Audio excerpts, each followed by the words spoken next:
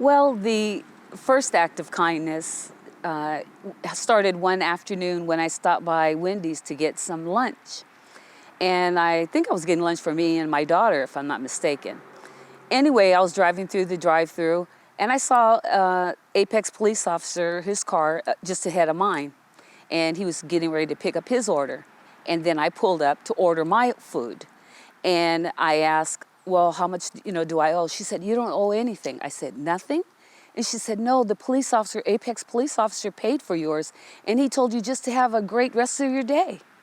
And I thought that was so awesome. That's never happened to me in my life.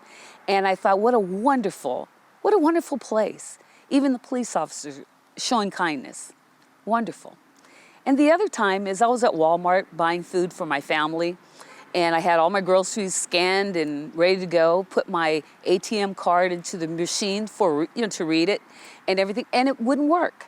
I tried a credit card, and she said, I don't know what the lady at the teller said, I don't know what's wrong with it.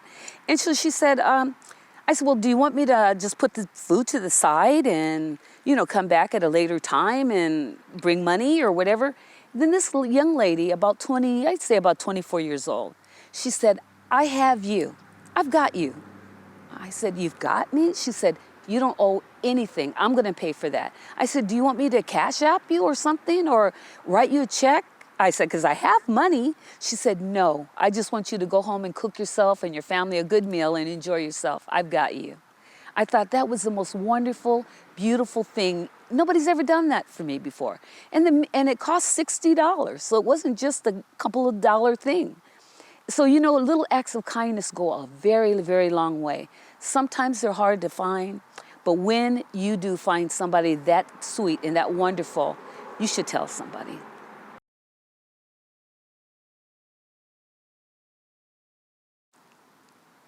Well, what makes Apex home for me, actually Apex New Hill, is because my family are Native Americans, and we've been in this area all of our lives. We were part of the Native American extraction that happened back in the late early 1800s, but we came back to the land of our ancestors. Where we're sitting today actually housed my grandfather, he had a general store and also a blacksmith shop. He was the first Native American to own either one. And we're sitting on this land today because this was where he made his living. Everybody was welcome at his shop, although he wasn't welcome everywhere. That was the time that they lived in. But he loved this land. His people were forced out, but they came back. That's how much it means to have a piece of land that belonged to your ancestors. So where we are today is now my home, where he had his businesses. And it means everything to me. I love the land and the beautiful trees, how beautiful the sky is, so blue and perfect. It reminds me of when my grandfather walked this land and his family before him. This land has been in our family more than 100 years, just this piece. And I'm very, very thankful to live in a place where it still is a community. We have community barbecues here, and they actually have, when they grow vegetables and everybody comes as a community garden, they offer you to have food. And when it's seasonal, when they have deer hunting or having a pig roast, everybody's welcome. And when you say you're going to have a party, everybody shows up.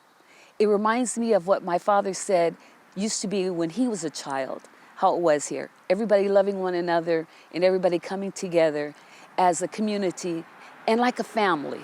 It means everything. I'm thrilled to be a part of my ancestral land, and it means everything. I hope it always stays just this beautiful.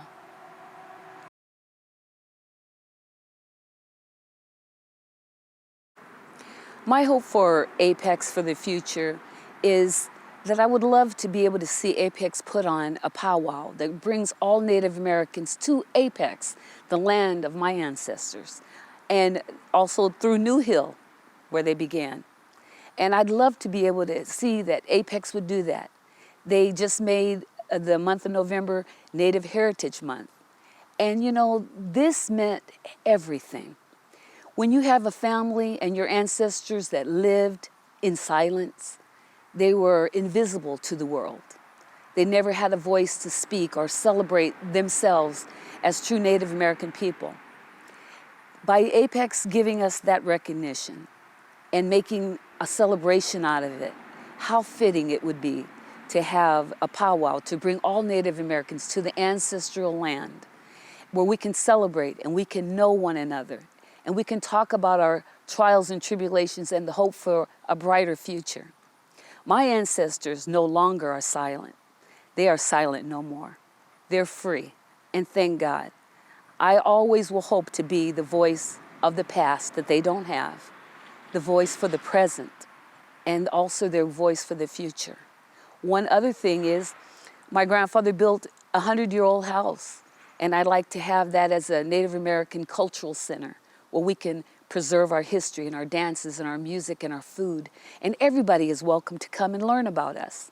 That's my hope, and I'm hoping that Apex will stand with me as I'm working to make this happen. I love this place, and I hope that it will always be a place that we can all celebrate and live together in harmony.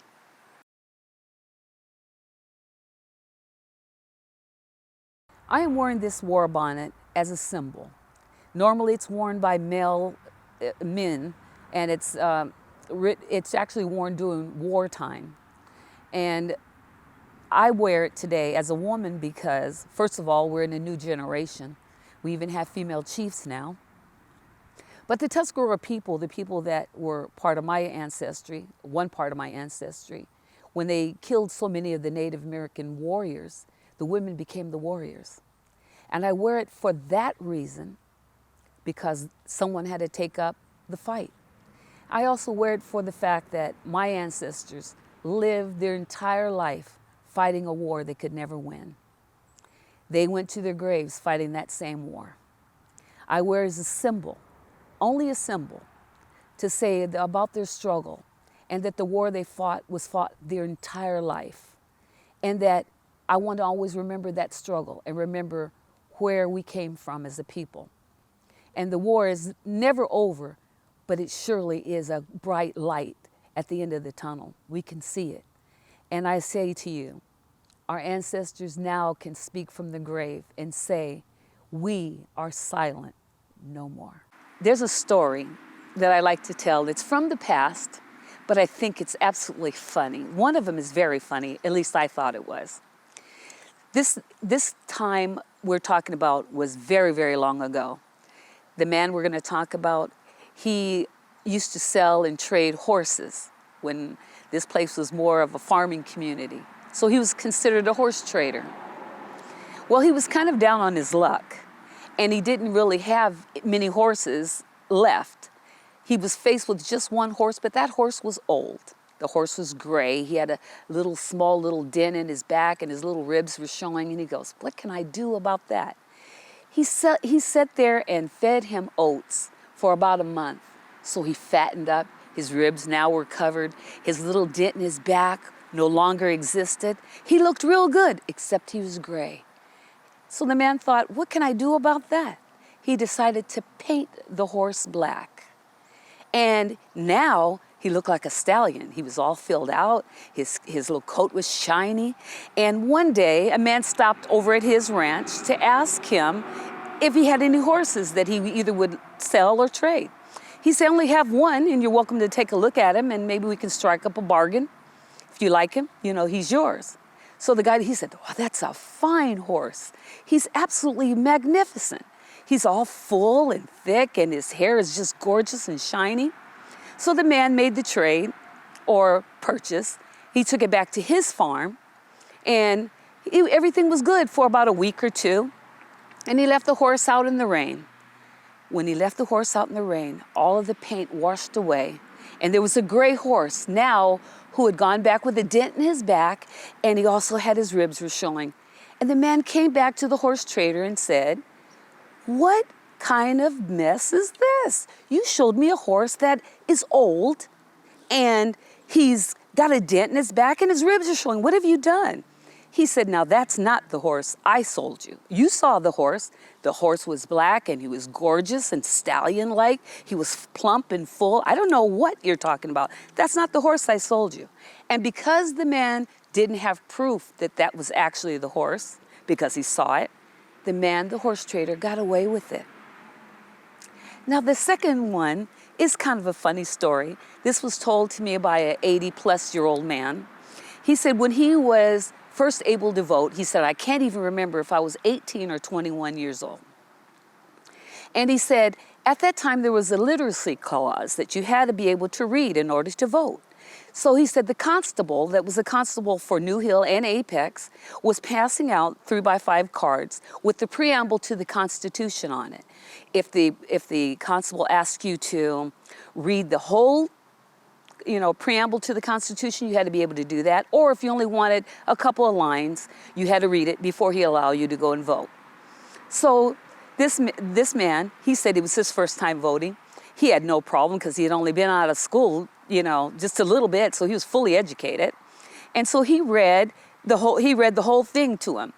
And then on his way to get ready to go into the voting place, he told the constable, he goes, well, it must be maddening for you to have to listen to this all day long through this whole voting season, everybody reading the same thing.